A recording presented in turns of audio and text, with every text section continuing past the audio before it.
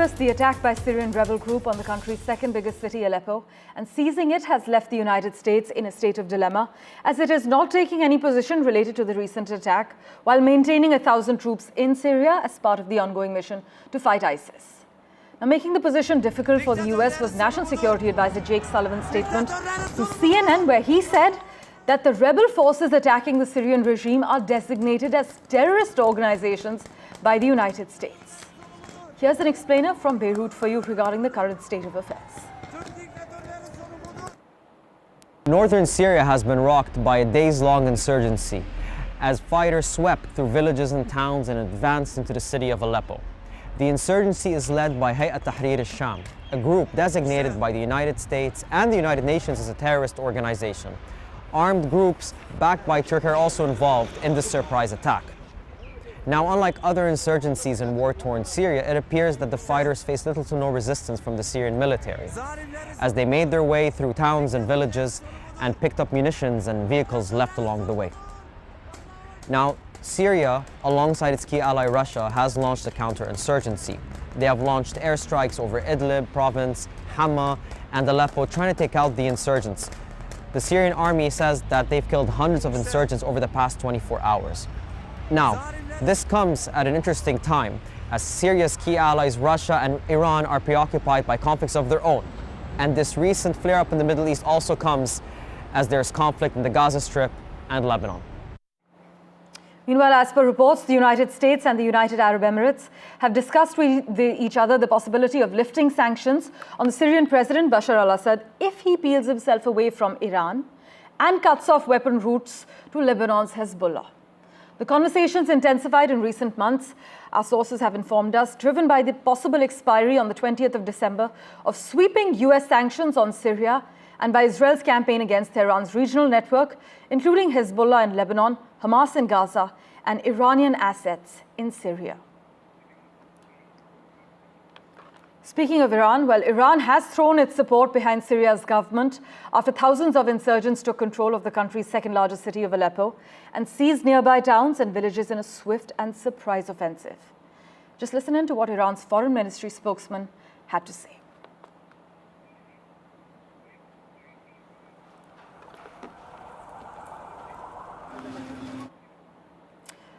Right, while we realign that reaction for you, let's also get you an update.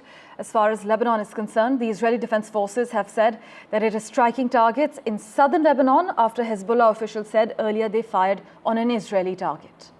Hezbollah officials said that they had fired on an Israeli target in southern Lebanon, accusing Israel of repeated violations of this ceasefire agreement. In fact, the IDF said Hezbollah launched 2 projectiles towards the area of Hardov. There were no injuries, with the projectiles falling in open space, is what the IDF maintains. Now, the news: United States President-elect Donald Trump has promised there will be hell to pay if captives held in Gaza during Israel's ongoing war are not released by the time he takes office, which is the 20th of Jan. The statement was Trump's most forceful on the deadlocked efforts to bring an end to the war since the November 5th US elections, and also comes amid reports that he is pushing for a ceasefire to be reached before his second term begins.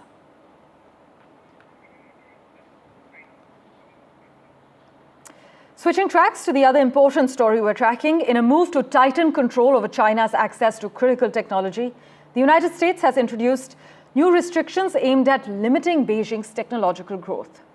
The US Department of Commerce has imposed fresh limits on the sale of high-bandwidth memory chips, which is a key component in AI systems. And these restrictions target not only American companies like Micron Technology, but also foreign giants like South Korea's SK Hynix and Samsung Electronics. Now, these memory chips, in case you aren't aware, are crucial for data storage and are vital for the development of artificial intelligence. However, the United States has stopped short of sanctioning additional major Chinese firms, signaling a more measured approach in this ongoing tech battle. Well, for further clarity from Washington, D.C., we have with us Ray Locker. Thank you so much, Ray, for making time for us and joining us on NDTV. Do you think this is a necessary step to protect national security, or is this an economic strategy to prevent China from overtaking the U.S. in key areas?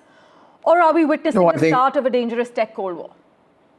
I think it's a little bit of both. I mean, these things are not done spontaneously. They're the result of months, sometimes years of lobbying and communications with various interests, the companies themselves, Chinese diplomats, people in the United States. So these things are a long time coming.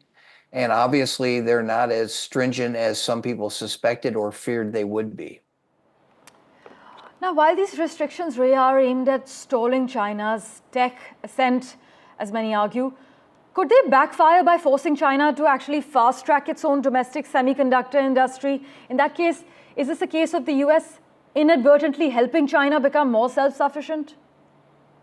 I mean, there are always unintended consequences of steps like this, and you're not really sure what's going to happen. If the Chinese do have the capability to go on their own without benefiting from these other companies that are supplying them now, and they do it and are able to seize a market that's important to them, then yes, that's exactly what could happen. My hunch is that the people who came up with this strategy don't believe that will happen and that they will have some beneficial effect to U.S. industries and other companies in other countries. Right. Many are questioning whether these actions actually are truly about protecting national security, as many officials in the White House have also indicated, or they're part of a broader strategy to economically cripple China and maintain U.S. dominance in the tech industry. But thank you so much, Ray Locker, for joining us on NDTV. My pleasure. Well, Western nations, meanwhile, are bracing for major political shifts. They are boosting their support for Ukraine, and in fact, in a surprise visit to Kyiv, the German Chancellor, Olaf Scholz, who is soon set to face a no-confidence vote, pledged that $680 million in military aid would arrive by the year's end. And the Biden administration is preparing to send an additional $725 million in anti-drone systems and munitions. Now, speculation is mounting over what Donald Trump's return to the White House will mean for the war. The president-elect in the US has said he wants Ukraine to strike a deal with Russia, though the head of NATO warned that Washington would face a dire threat from adversaries China, Iran, and North Korea if it negotiates an agreement favorable to Moscow.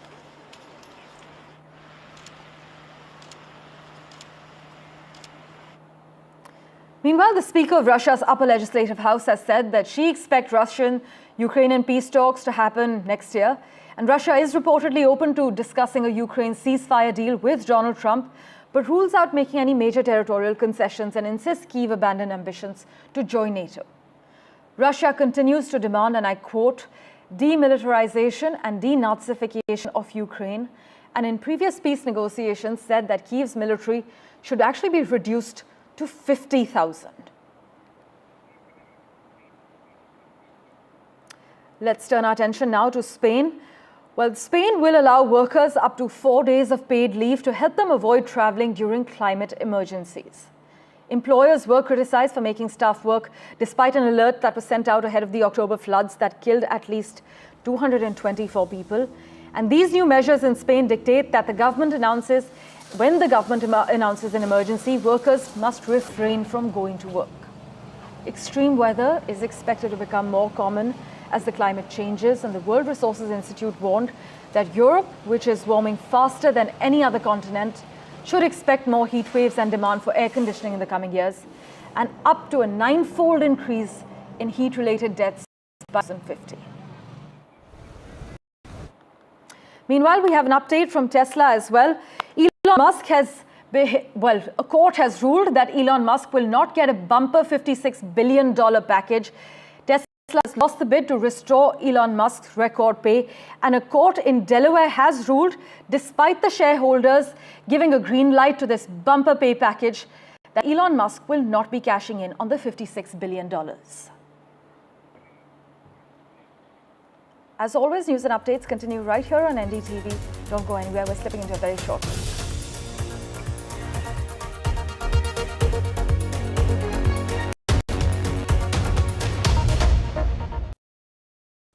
Introducing Vice 4K UHD Smart TV. Quantum Luminate gives more than 1 billion colors. Upscale your content resolution up to 4K. Enjoy your games with auto low latency mode. Watch your favorite movie with voice command.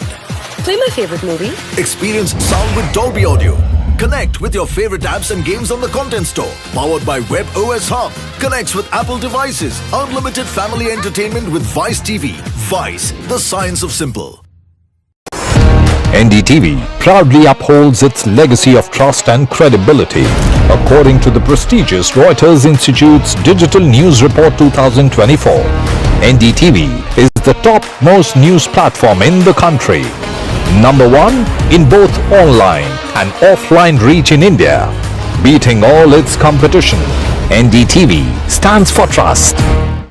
I've been reporting on all issues big and small from Andhra Pradesh, Telangana, rest of South India, bringing you all the action, all that you need to know, all that you want to know. The energy of Maximum City is infectious. I bring in that energy in our news coverage from financial capital Mumbai. India's IT capital is always buzz. It's literally a city that never sleeps. And I keep you ahead on all the Bengaluru buzz. Covering from the southernmost part of India over the last 23 years, I bring in-depth and 360-degree coverage from the Dravidian heartland. The land of Mishti is also known for its bitter politics. I have seen much water flow under the Howrah Bridge, covering Bengal in all its vivid colors.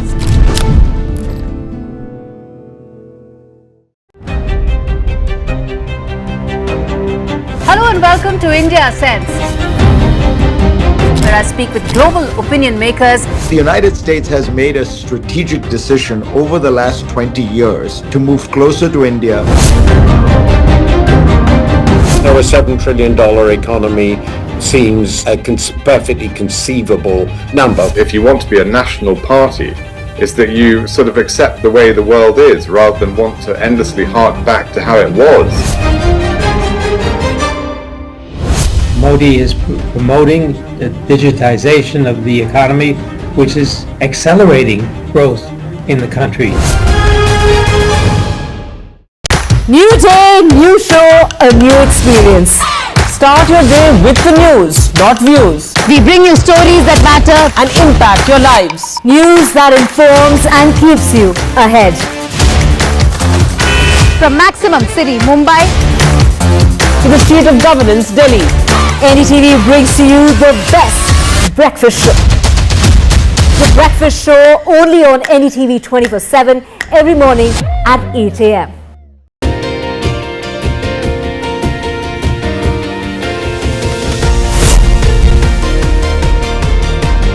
Becoming a member of jury of NDTV was a totally different challenge altogether. When you recognize contribution to society, these stories are inspiration for everyone who views them. The NDTV Indian of the Year is an extremely important initiative.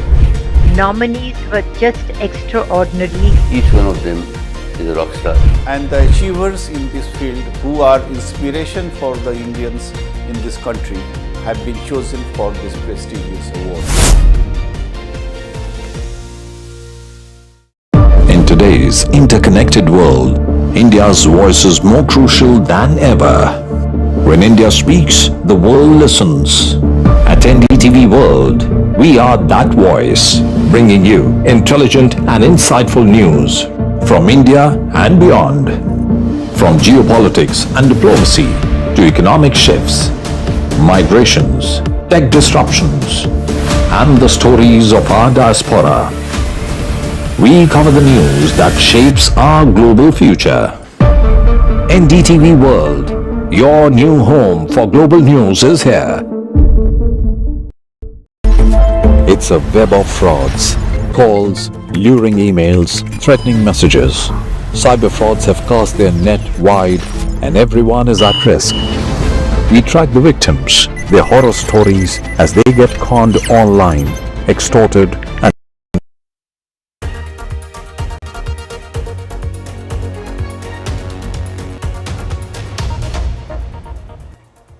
Welcome back. Well, France's government is on the verge of collapse. The country's far-right and leftist parties said that they support a no-confidence vote against Prime Minister Michael Barnier that could happen this week. Now, following snap elections, the government effectively relied on far-right leader Marine Le Pen's support to function. The crisis escalated after Barnier pushed a budget bill through Parliament without a vote on Monday. Now, French stocks have fallen on the news, and the uncertainty could longer-term damage to market credibility is what many experts highlight. In other news, the Indian steelmaker JSW will launch its own electric vehicle brand, part of India's growing move to become a manufacturing hub. JSW already planned to build and sell Chinese-designed cars, but its owner Sajjan Jindal has said on record that it didn't want to be an outpost of a Chinese company. Sajjan Jindal expects to benefit from US-China decoupling under US President-elect Donald Trump, even if there are tariffs on Indian companies. A little bit of background for you now.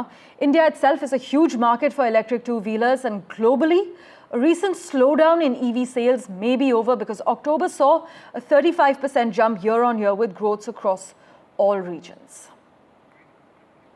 Switching tracks, well, External Affairs Minister Dr. S. Jaishankar will be holding talks with his Kuwaiti counterpart, Abdullah Al Yahya. Kuwait's foreign minister will be touching down in India, and the two leaders are expected to hold talks on geopolitical developments as far as the region is concerned.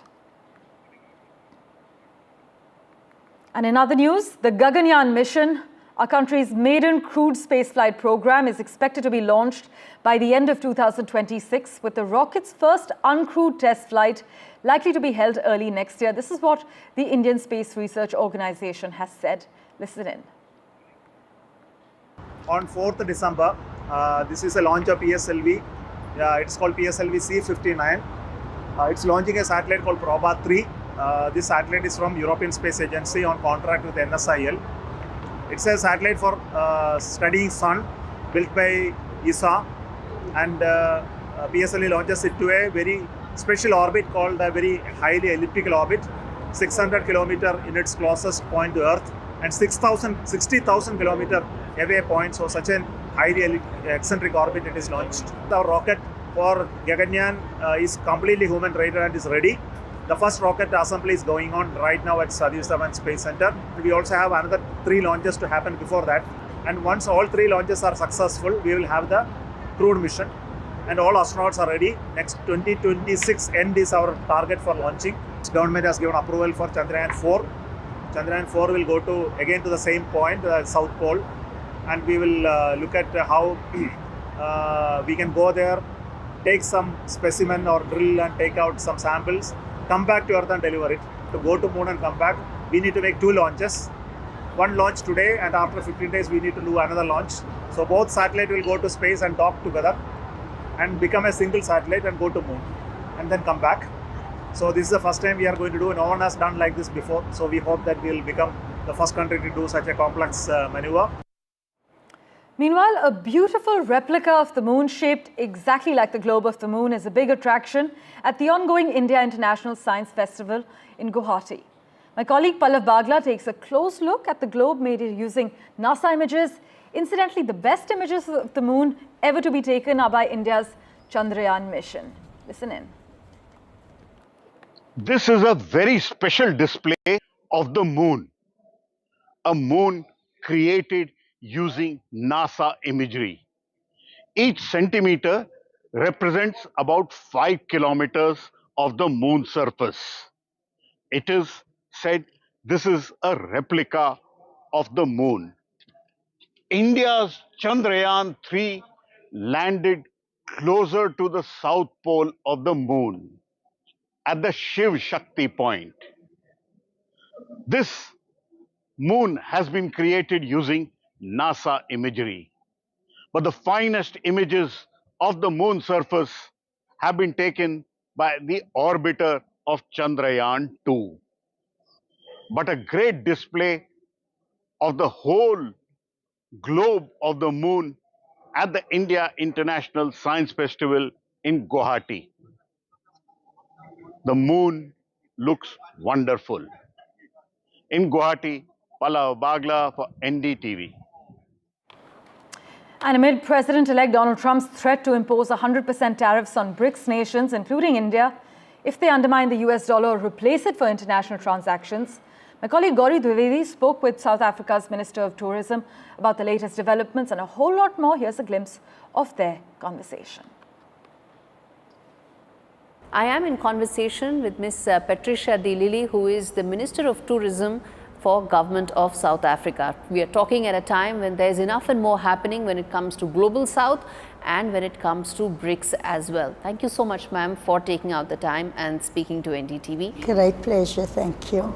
India and South Africa are both very important members of the Global South, and Global South has some very important issues, climate being one of them, one of the most important, and the COP summit really proved that. In your assessment, how do you see the India-South Africa relationship ties, especially when it comes to climate, and can they become a leader when it comes to Global South, showing the way for some of the other countries around the world? No, we're certainly on the side of India when it comes to climate change. And of course, India is correct in saying that it is not the developing nations, the Global South, that are responsible for climate change.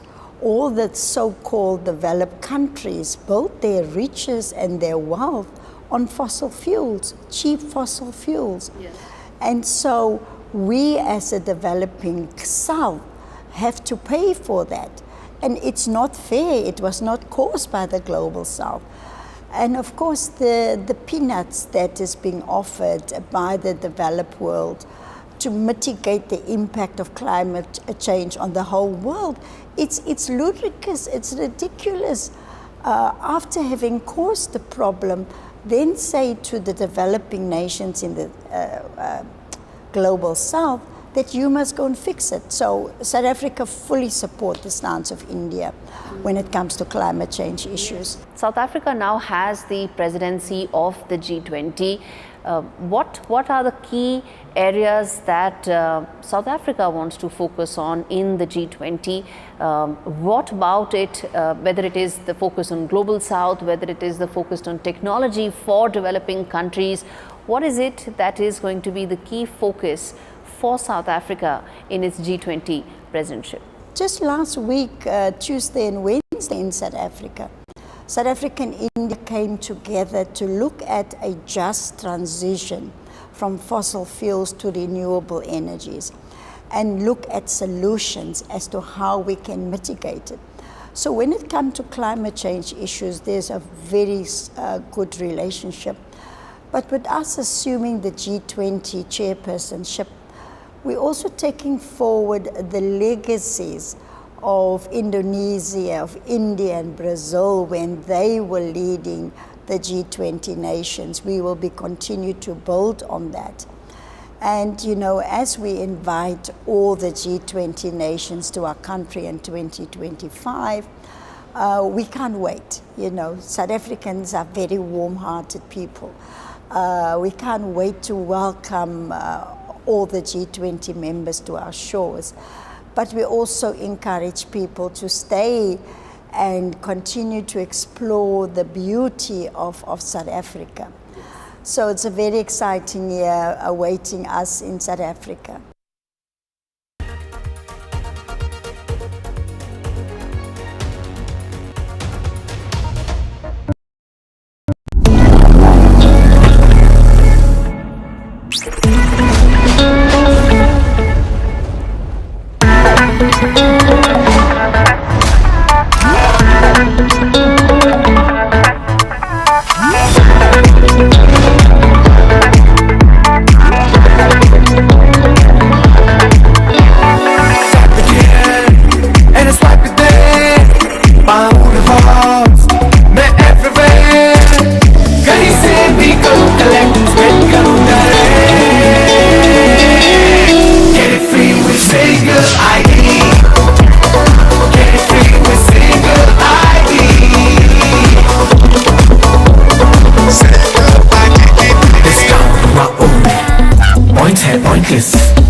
Cashback has no करते नहीं impress.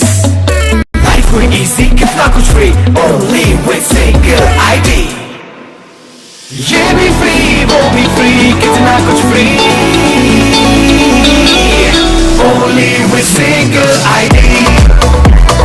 Get it free with single ID. कितने सारे apps हैं मुझसे जुड़े, brands मेरे पास है सबसे बड़े. Get it, get it, get it, get it, get it, get it, get it. Only with single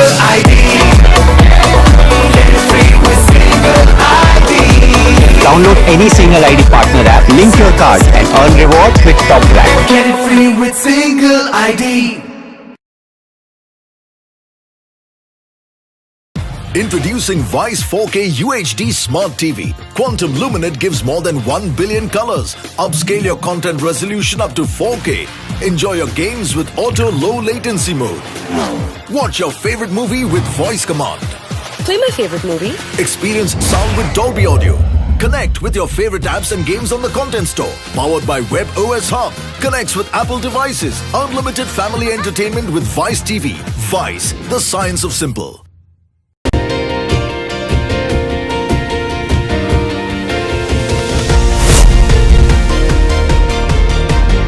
Becoming a member of jury of NDTV was a totally different challenge altogether. When you recognize contribution to society, these stories are inspiration for everyone who views them. The NDTV Indian of the Year is an extremely important initiative.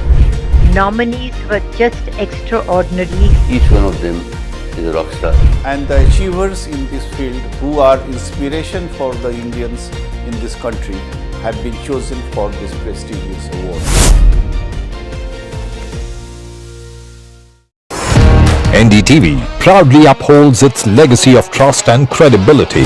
According to the prestigious Reuters Institute's Digital News Report 2024, NDTV is the top-most news platform in the country. Number 1 in both online and offline reach in India. Beating all its competition, NDTV stands for trust. I've been reporting on all issues big and small from Andhra Pradesh, Telangana, rest of South India, bringing you all the action, all that you need to know, all that you want to know. The energy of Maximum City is infectious. I bring in that energy in our news coverage from financial capital Mumbai. India's IT capital is always buzz. It's literally a city that never sleeps. And I keep you ahead on all the Bengaluru buzz. Covering from the southernmost part of India over the last 23 years, I bring in-depth and 360-degree coverage from the Dravidian heartland. The land of Mishti is also known for its bitter politics. I have seen much water flow under the Howrah Bridge, covering Bengal in all its vivid colors.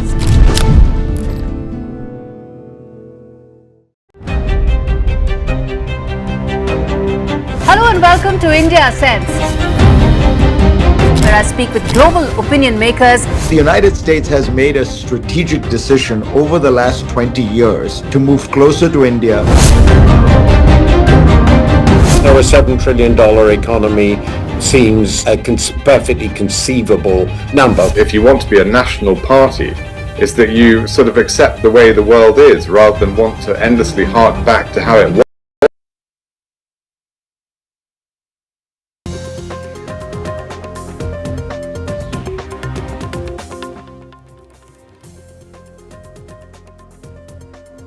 Hello everyone, you're watching Breakfast Show on NDTV. I'm Radhika Ramaswamy joining you from Mumbai studios, and we also have Divya Vadva joining us from Delhi studios. Divya, Cyclone Fenjal aftermath is being felt across southern states. We bring you all the latest on that. And in Maharashtra, stalemate over chief ministerial face and portfolios continue with no official announcement. So we have tons coming up on the show.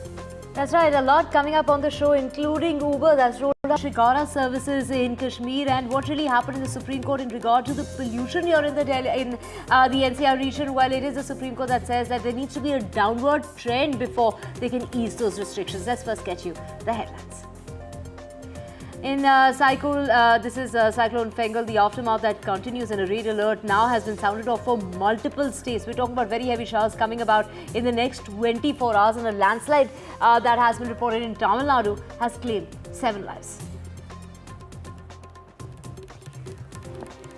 And on pollution woes in the national capital, Delhi continues to breathe poor air. In fact, GRAP 4 remains in place till December 5.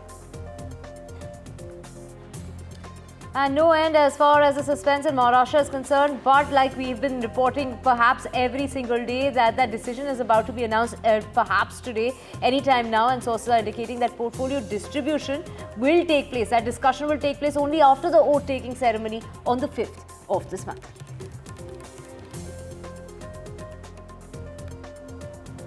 Bangladesh court to hear a bail plea of priest Chinmoy Das today. In fact, the priest was arrested last week on sedition charges. His bail plea will be heard by a court in Bangladesh.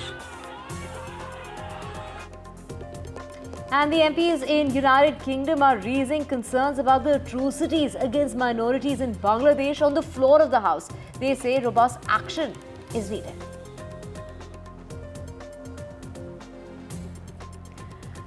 And massive advance bookings for Allu Arjun's Pushpa 2 film. Telangana leads the way with nearly 10 crores in advance bookings.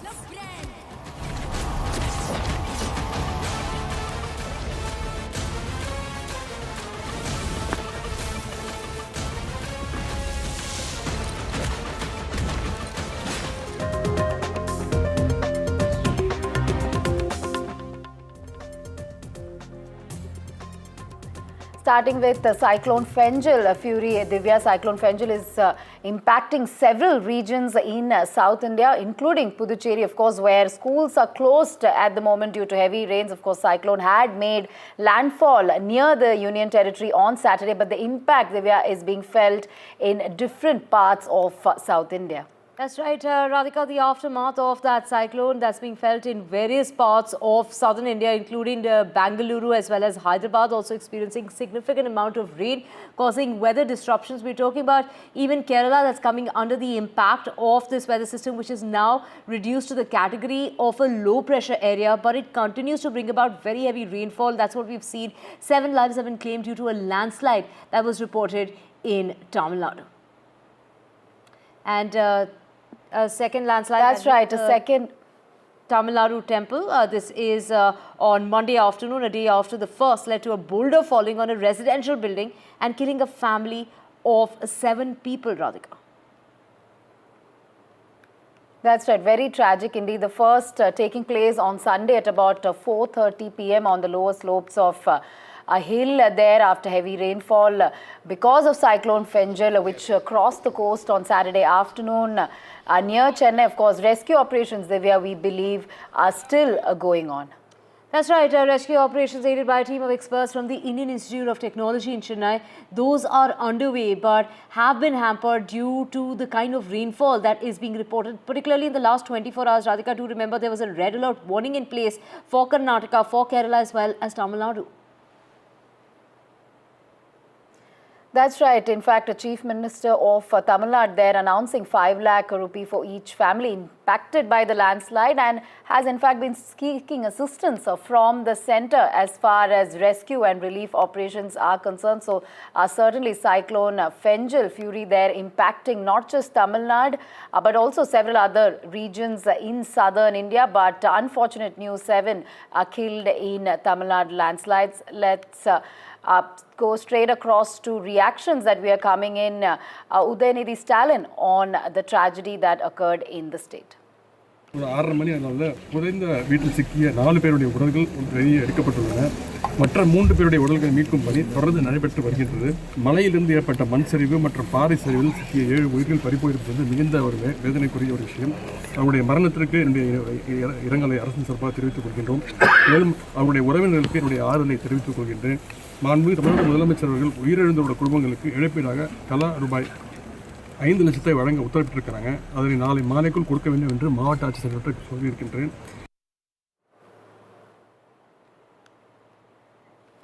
Let's go straight across to Sam, who's reporting on the cyclone and the aftermath from Tamil Nadu. Divya, Sam, several people found dead as a result of a landslide. Take us through the relief and rescue operations that are ongoing, not just in the parts where the landslide happened, but in other regions as well. We believe Chief Minister is seeking more aid from the centre. That's right, Radhika and Divya. To begin with, the operation at Thiruvannamalai, where 7 people lay trapped after a landslide falling off boulder from a hillock onto their building. Bodies of 5 members have been retrieved. The work was suspended last night. It's going to resume any time now. And the government has declared that all of them are dead, although the remains of 2 more are to be retrieved. And as we speak, there is also a protest by the local people asking authorities to expedite the rescue work. And the government has announced a relief of 5 lakh rupees. It was a very risky operation because there was a possibility of other boulders from the hillock rolling down. And even as the work was underway, there was another landslide in a neighboring temple as well. In terms of the situation across these districts, Viluppuram, Kadalur, Thiruvannamalai and Kallakurichi have been badly affected. Also impact felt in Krishnagiri. This happened mainly because in Thiruvannamalai, the Sathanur Dam filled to its capacity and the discharge was let into the river Tenpannayar, and that is in spate, and that led to waters entering thousands of homes, ruining lifetime savings of thousands of people in Kadalur, adjoining Viluppuram and a few other areas. Now authorities say the discharge has been reduced and more than 12,000 people have been moved to relief centers, and restoration of power supply is also underway. Soon after waters recede, authorities say area by area the power supply is being restored, but for the common people it's a huge irreparable loss, and Tamil Nadu government has sought an interim relief of 2,000 crore rupees from the central government. Chief Minister M.K. Stalin has written to the Prime Minister saying that the state's resources are overwhelmed by the kind of disaster despite all preparatory works. And to be specific, he says 12 people have been killed, 69 lakh families and 1.25 crore people have been directly, 1.5 crore people have been affected. And he specifies in terms of the loss of infrastructure as well, in terms of roads, bridges, public buildings, schools, and that's why he wants an interim relief of 2,000 crore to begin with. And the Met has forecast no rains for this region, but it is switching towards the western part of Tamil Nadu, including Coimbatore, Salem, Dharmaburi in those areas, Krishnagiri in those areas. And since there's no rainfall in that sense, it gives a little bit of time for authorities to speed up their restoration work. The larger question is, it's going to take a long time for these people who lost their little bit of belongings in every such home. All of them are poor, lower middle class families in these areas, and that's going to take a long time. But a clearer picture in terms of the quantum of the loss by this disaster, particularly because Cyclone Fainjal stayed put there before the landfall and even after the landfall, triggering extremely heavy rainfall. For example, Pondicherry received 49 centimeters rain, Milam and Viluppuram received 51 centimeters rain, and we'll have to wait and watch what kind of a response will the central government deliver. The state has also asked for a team to be sent by the centre for assessment of the damages in these areas in Tamil Nadu. Right. Thank you, Sam, for getting us an overall picture of the impact of cyclone in Tamil Nadu. So there were large-scale destruction and devastation there, and of course, the rescue operation still continuing in the spot where the landslide happened. In fact, let's also find out its impact in Karnataka. Bengaluru has been witnessing rainfall since Sunday evening. Coastal and southern Karnataka to witness rains till Wednesday due to the weakening of cyclone Fainjal. Yellow alert being issued for Bengaluru, Hassan and Ramanagara.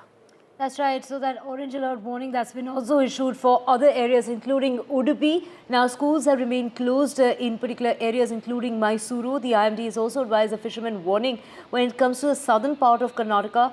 Those fishermen have been asked not to venture into the sea. So when we're talking about Bengaluru, that has witnessed rainfall since Sunday evening. So coastal and southern, there's a south interior part of Karnataka to witness rain till today due to the weakening impact of that cyclone. We have Pratibha joining us. Pratibha, take us through the situation on the ground. How bad is it? We know that heavy showers have been reported since the last 24 hours. There was even a red alert warning in place for most parts of Karnataka. In fact, ever since yesterday, there's been a yellow and an orange alert that has been issued in coastal districts as well as south interior Karnataka, which would get into a red alert mode as well. And talking about the coastal districts of Karnataka, heavy showers that have been witnessed since Sunday evening, and preparation that have been put in place, like schools and colleges that have been shut, will remain shut today as well. As far as districts in south interior Karnataka are concerned, several of them like Kolar as well as Chamarajanagar are quite affected with heavy rains, and schools and colleges remain shut there as well. And talking about Bengaluru in particular, yellow alert that has been issued here. Low to moderate rainfall that has been recorded, which means 6 centimeter to 11 centimeter rainfall recorded since Sunday evening. And the IMD has predicted these showers to continue until the next 48 hours. And talking about Bengaluru, yes, some respite now. And when it comes to heavy rains in Bengaluru, of course, infrastructure as well as traffic jams continue to be causing a lot of mess for commuters, most of them dreading navigating through Bengaluru roads, and that has been the situation ever since these heavy showers that have been pounding Bengaluru and other districts here. Back to you.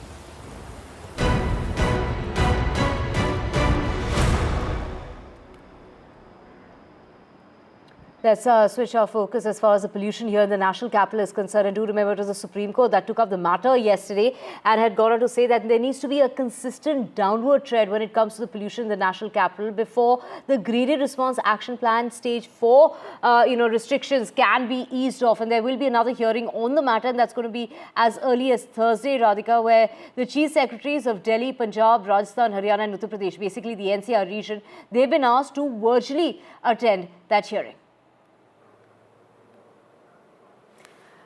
That's right, Divya. In fact, Supreme Court taking serious view of the failure of states in the national capital region to compensate construction workers whose livelihood has been affected by the halt of construction activities amid the air pollution crisis in the national capital. Court also saying it had expected at least one of the states to show that they had paid the allowance to a sizable number of workers.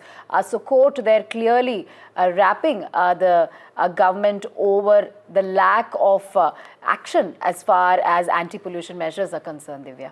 Right, the court also emphasized the need for a mechanism to monitor the instances of stubble burning. Do remember that this doesn't take place throughout the day, and that is what the Supreme Court has focused on, emphasizing that the current satellite monitoring is only for a few hours of the day, and that really is not sufficient. We have my colleague Tanushka joining us to get us a sense of how bad it is this morning. Tanushka, I went for a walk last night and I can feel the pollution in my lungs this morning. I've been coughing, so of course pollution levels, whatever they might be visibly or as far as the data is concerned, is really impacting everyone's health.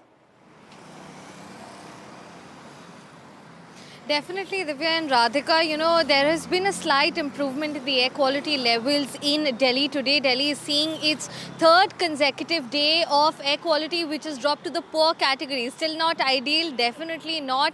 But as we speak, the air quality in Delhi right now is that of 274, which means that it has dropped from its, 32 spell of being in the very poor category. Delhi saw 32 consecutive days of very poor air quality, and only now it is seeing air quality which is in the 200 bracket, which is that of the poor quality level. So it could be said that this is a welcome relief. Nevertheless, this is not an ideal situation. Where I am at currently, in the visuals that you're seeing on your screens right now of those buildings that you can barely see because of the thick layer of smog, is from Noida. Even though Noida is recording an air quality index of 172, which is that of the moderate level, what we are seeing in front of us are smoggy skies. So definitely pollution still remains a major concern, as the Supreme Court also refuses to roll back the GRAP 4 measures. The Supreme Court yesterday said that it would not permit any relaxation in the GRAP 4 measures without there being a consistent downward trend in the air quality index. The Supreme Court also said that it will examine the AQI levels again on December 5th and check whether there has been a downward trend or not. And as the both of you also mentioned, that the Supreme Court has also issued notices to states with respect to answers and responses as to how have they compensated the contractual workers, because in GRAP 4 construction work is not permitted. What we can also say that this drop in the air quality levels that we're seeing right now, as weather experts are also mentioning, is because of the dry northwesterly winds and ample amount of sunshine in the atmosphere. However, this also is correlative to the fact where the stations are in the cities, in Delhi NCR as well. That also affects, of course, the fact that BS3 and BS4 vehicles have been banned because of GRAP 4 has contributed to this, this improvement in the air quality levels. But still, Delhi NCR remains far from seeing a good and a clean air day. Back to studio. All right. Thank you, Tanushka, for getting us those ground details. Certainly very concerning. Of course, the air quality, Divya, we believe is oscillating between poor and very poor in Delhi over the last several weeks. Let's move on now to Maharashtra. Now, suspense over new Maharashtra Chief Minister is likely to end on Wednesday as BJP is scheduled to elect its legislative party leader in the legislative party meeting that is scheduled to take place on Wednesday. Divya, in fact, NCP Chief Ajit Pawar in Delhi. In fact, he will be meeting with top leadership is what we are hearing. Fadnavis's confidant Girish Mahajan visiting Eknath Shinde, who had been unwell at his home on Monday evening as well. Right. So, of course, regarding that particular meeting in terms of Fadnavis's confidant who met with Eknath Shinde, even as the BJP and the Sena say that it was just a courtesy call and that he was there only to inquire about Eknath Shinde's health. To remember, he had gotten sick when he'd gone to Satara over the weekend, and speculation is rife that Mahajan had not just gone to check on his health, but had gone with a message regarding power sharing, and that is really what the meeting was all about. However, today we're expecting a meeting of the Mahayuti leaders, which got pushed a few times, and it's now slated to take place today. And sources are saying, as far as the discussion regarding the portfolio distribution is concerned, that will be held after the swearing-in ceremony that will take place at 5 p.m. on the 5th of December at Azad Maidan. माननीय एकनाथ जी शिंदे साहब 4-5 दिन से बीमार थे, इसलिए मैं उनकी तबीयत की पूछताछ करने यहाँ पर उनके घर आया था। करीब 1 घंटा सवा घंटा हम लोग साथ में बैठे, पूरी बातचीत हमारी वहाँ पर हुई है। 5 तारीख की तैयारी के बारे में भी उन्होंने मुझसे कुछ बातें की, मैंने भी उनसे कुछ कहा अवगत करा, क्योंकि बाहर ही नहीं आए थे। तो मुझे ऐसा लगता है कि 5 तारीख का कार्यक्रम हमारा ऐतिहासिक कार्यक्रम में ऊपर होगा। देश भर से सभी नेता, माननीय प्रधानमंत्री जी, अमित भाई है, नड्डा जी है, सभी नेता यहाँ पर आएंगे और बड़े धूमधाम से ये कार्यक्रम मनाया जाएगा। Let's go straight across to Anuj on this. Anuj, of course, no official announcement yet as far as CM post or even portfolios are concerned. But yesterday, Girish Mahajan visiting Eknath Shinde, that has sparked a lot of speculations. We believe he could have gone there for some discussions on portfolio distribution, but no, formal declaration of that. But what are you picking up at this point? What can we expect before December 5?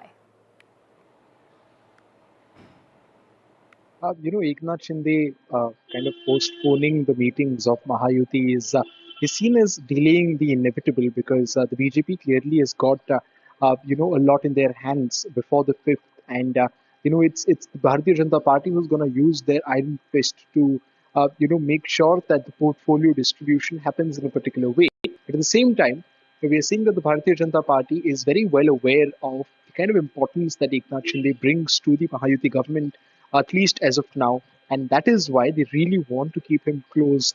Some sources suggest at least till the BMC election, where the Shiv Sena party is going to play a very crucial role. And that is why we saw yesterday the Bharatiya Janata Party's trusted troubleshooter Girish Mahajan visit and talk to Eknath Shinde for over an hour. Now, Eknath Shinde is expected to be back in the action mode today. He is, he's expected to resume all of these meetings which were postponed and rescheduled in the last 2 to 3 days. But the more important meetings, that is the Mahayuti heads in the state meeting together to decide on the portfolios, is only expected to happen after tomorrow's Legislative Assembly meeting, which will be helmed by the observers Nirmala Sitharaman and Vijay Rupani, who will in all likelihood be here in the city by tonight. And an important development would take place only after the Bharatiya Janata Party chooses its elects its Legislative Assembly head, which again is expected to be Devendra Fadnavis, and it would be in line with who their chief ministerial candidate would be. But the Mahayuti is seriously running against the clock, especially by announcing 5th of December as their swearing-in ceremony. While NCP, Ajit Pawar faction and the Bharatiya Janata Party are seen very active and aggressive as we inch closer to the swearing-in ceremony. It is Eknath Shinde's Shiv Sena with 57 odd MLAs which seems to be keeping itself at some distance, be it about discussions in oath-taking ceremony or otherwise too. Right, Anuj, all eyes on that announcement, and like we've been saying practically every day that we're expecting that announcement to come about at least today because the swearing-in ceremony is going to be taking place on Thursday, the 5th of December. Switching tracks now, a court in Bangladesh has set today as the date for the bail hearing of the Hindu leader Krishnadas Brahmachari. Do remember that he was arrested last week on sedition charges. Now, a court says that the date for the hearing has already, is going to be taking place today. Radhika. That's right. Chinmoy Krishnadas Brahmachari, a prominent former leader of International Society for Krishna Consciousness, also known as ISKCON, in Bangladesh, was arrested in Dhaka last month after protests by Hindu community demanding stronger legal protection for minority groups. We have our colleague Saurabh Gupta joining us. Saurabh, a very crucial hearing coming up in regard to the bail plea of the ISKCON priest. We're talking about Krishnadas Brahmachari. What time is this expected in court? And of course, also get us a little context as to what is really happening at the moment as far as the unrest is concerned in Bangladesh.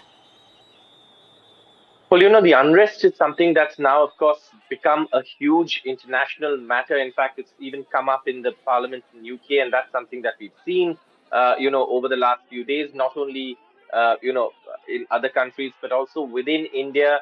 Yesterday, West Bengal Chief Minister Mamata Banerjee called for the Prime Minister's intervention, asking for him to intervene with the UN and seek a UN peacekeeping force to protect minorities, the Hindu community in Bangladesh. Now, Chinmoy Krishnadas, as you know, was arrested and, of course, he was sent to jail. Allegations against him, or what the Bangladesh government is saying, is a sedition charge, something that human rights watchers clearly say that is a trumped-up charge.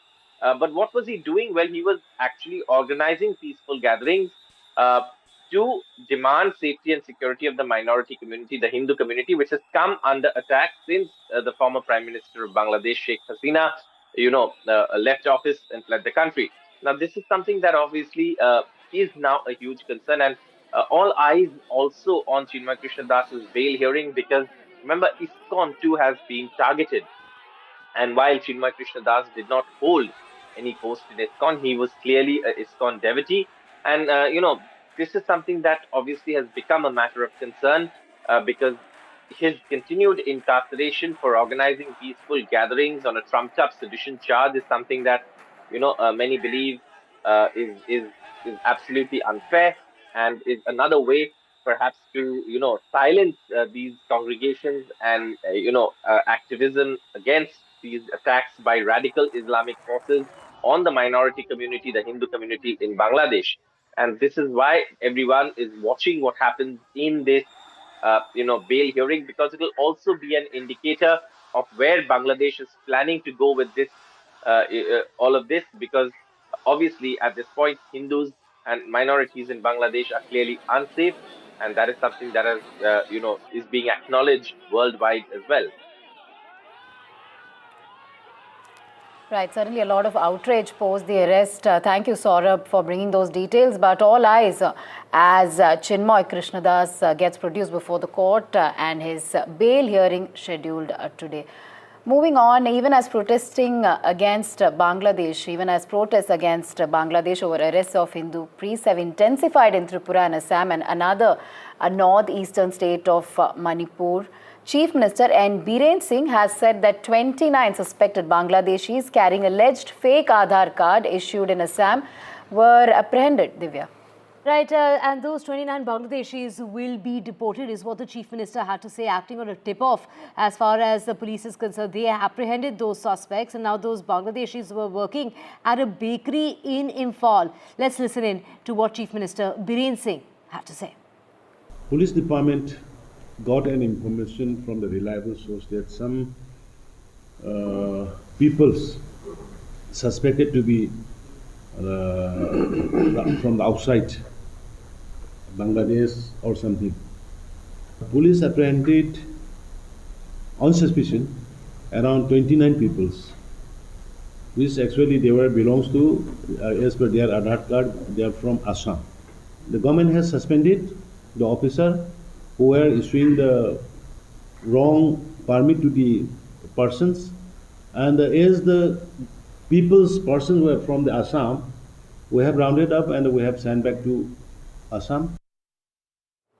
And of course, these sentiments are also being echoed as far as the Parliament in the United Kingdom is concerned. We're talking about MPs there.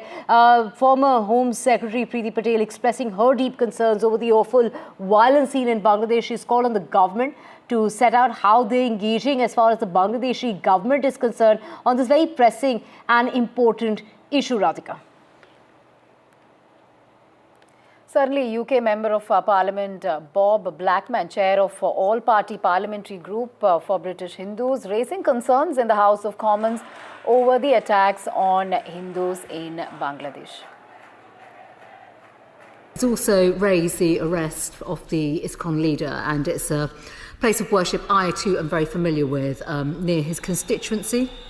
But Mr. Speaker, these are deep and long-standing ties between our two countries, and the Minister herself is right to point out that even though she's visited Bangladesh recently, as my honourable friend, the member opposite, has said, the degree of escalation in the violence is deeply, deeply concerning.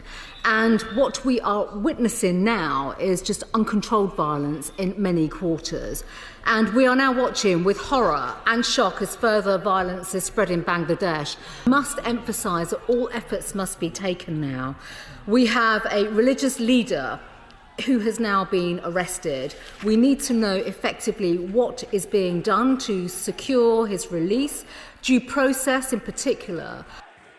Since the fall of the previous government in August of this year, Bangladesh has seen more than 2,000 incidents of violence, most of which have been targeted against the minority Hindu community. Hindus make up less than 10% of the Bangladesh population, and my honourable friend will be aware that anti-Hindu violence has been a recurrent event in the country, and indeed the Jamaat-e-Islami party was earlier this year banned after riots in which 200 people were killed. A leading Hindu monk, Chinmoy Krishna Das, who is a former leader of the ISKCON Krishna consciousness movement, has been arrested. The situation is clearly on a knife edge, and with such large diaspora populations in the UK and with large Hindu communities with strong links to the community in Bangladesh, I'd ask my honourable friend what more she can do to have discussions with the Bangladeshi government to ensure that, and with other partners in the region, to ensure that tensions are lowered, the rule of law put into effect. With that, we'll slip into a short break. Divya, we have lots more coming up on the other side. That's right, including what Donald Trump has to say about the war in Gaza, that and a whole lot more on the other side. Do stay with us.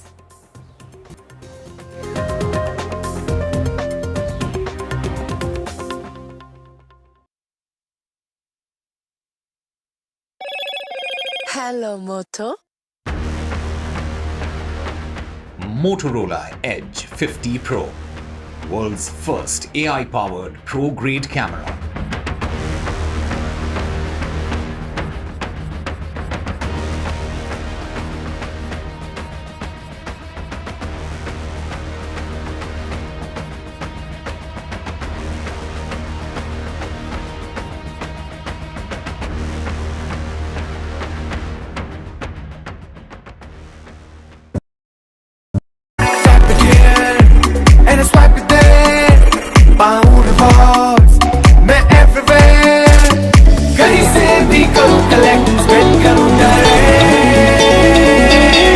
Download any single ID partner app, link your card and earn reward with Top Rack. Get it free with single ID. New day, new show, a new experience. Start your day with the news, not views. We bring you stories that matter and impact your lives. News that informs and keeps you ahead. From Maximum City, Mumbai, to the seat of governance, Delhi, NDTV brings to you the best breakfast show. The breakfast show only on NDTV 24/7 every morning at 8 a.m. In today's interconnected world, India's voice is more crucial than ever. When India speaks, the world listens. At NDTV World, we are that voice, bringing you intelligent and insightful news from India and beyond. From geopolitics and diplomacy to economic shifts, migrations, tech disruptions, and the stories of our diaspora, we cover the news that shapes our global future. NDTV World, your new home for global news, is here. It's a web of frauds, calls, luring emails, threatening messages. Cyber frauds have cast their net wide and everyone is at risk. We track the victims, their horror stories as they get conned online, extorted and robbed of their hard-earned money. How to identify a cyber fraud and how to stay cyber safe. What are your options? Fraud.con, NDTV initiative for cyber safety. Only on NDTV 24/7.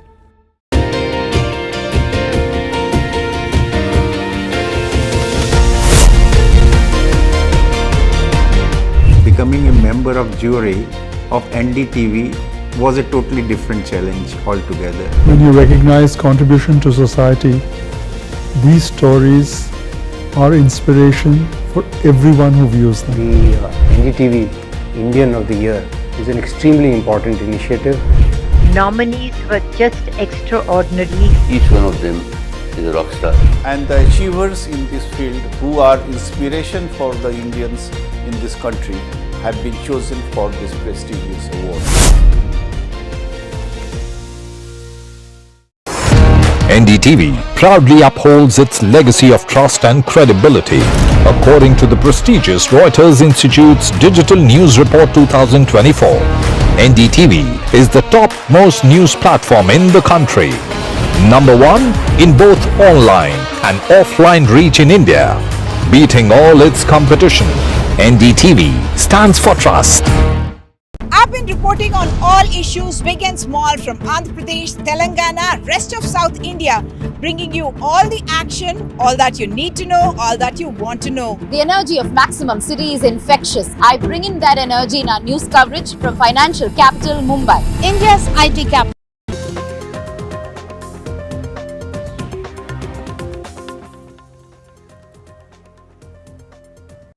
Welcome back. On to some international updates. Divya, United States President-elect Donald Trump has now promised there will be hell to pay if captives held in Gaza during Israel's ongoing war are not released by the time he takes office on January 20th. So an ultimatum there by Donald Trump, Divya.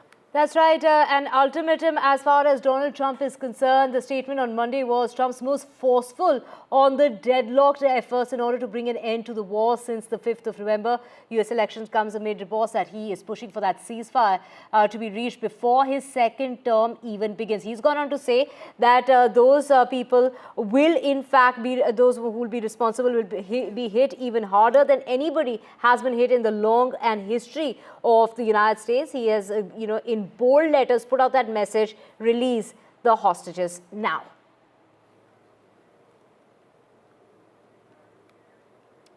And Notre Dame is the cathedral that's set to reopen this weekend on the 8th of December after 5 years. And it is the French president who's gone on to make that final visit of the construction site before the grand reopening. And it's Donald Trump, the US president-elect, who will be attending the reopening of the restored Notre Dame Cathedral in Paris, which was ravaged by the fire that took place in 2019. So Radhika, has taken 5 years for the restoration. However, from outside it will continue to look like a construction site, even though inside is believed to be a dream. That's right. His first visit after taking over. In fact, a 850-year-old edifice will welcome visitors and worshippers again this Saturday and Sunday, with several world leaders expected among the guests after sometimes challenging